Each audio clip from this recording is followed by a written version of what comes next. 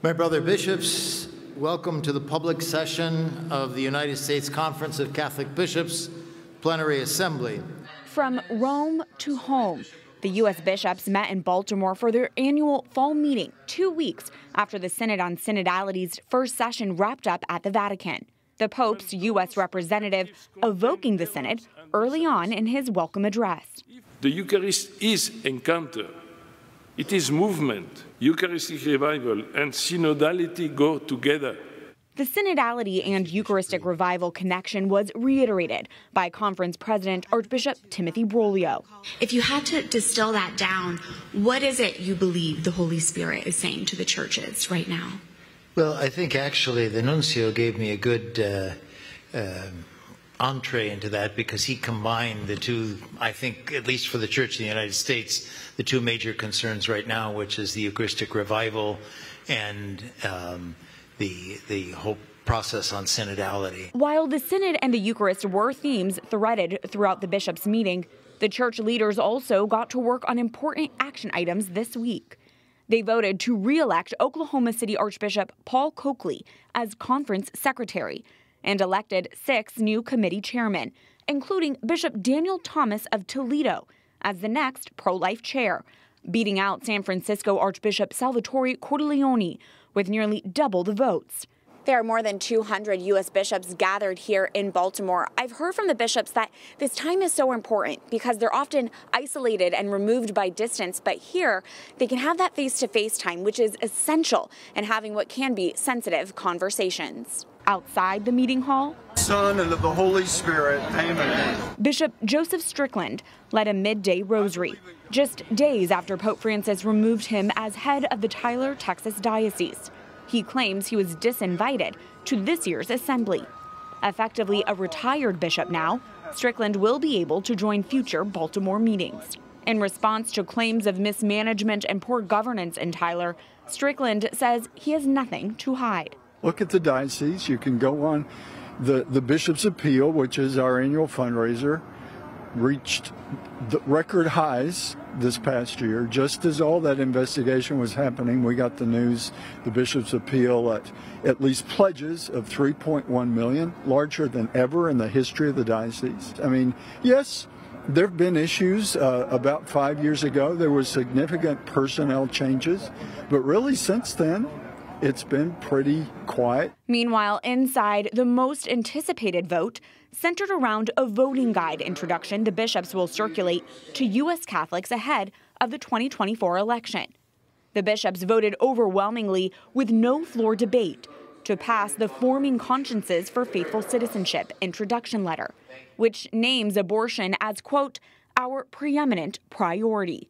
While that specific language has been a contentious issue for the bishops in the past, USCCB Vice President Archbishop William Lori explains why the unborn are of utmost importance. I think what makes abortion so important for us is the utter vulnerability of the child in the womb. The current pro-life chair, Bishop Michael Burbidge, says protecting the unborn is preeminent because it's foundational, and the bishops hope to better educate voters on that moving forward, given the post-Dobbs landscape and series of pro-life losses at the state level.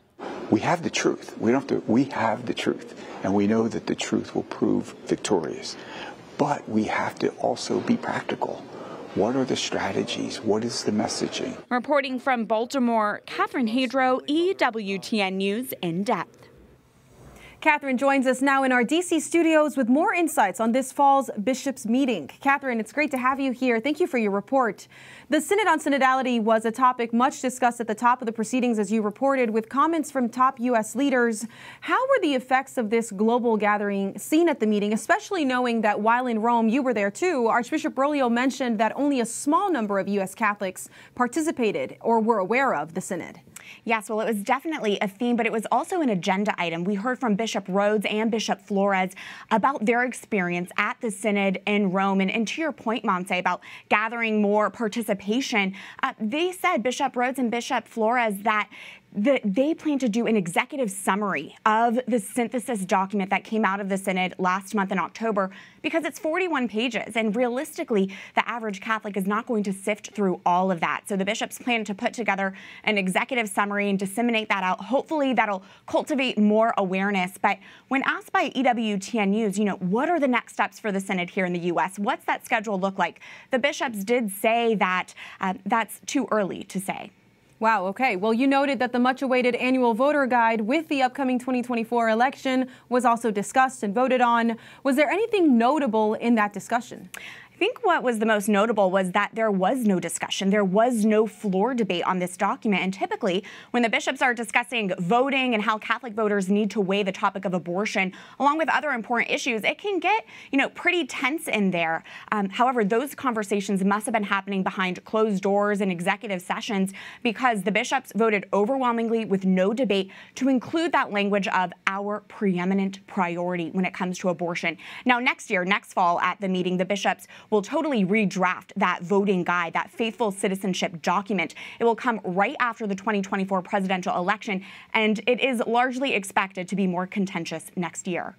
Something to watch for sure. Well, texting in church and mental health awareness were also mentioned. Can we expect anything to come from those agenda items? I will say Bishop Barron gave the update on the bishop's mental health campaign, and that led to very lengthy floor discussion. We heard from many bishops who voiced the need to inform and shape more psychiatrists who are knowledgeable about the Catholic faith and understand Catholic anthropology and understanding of the human person.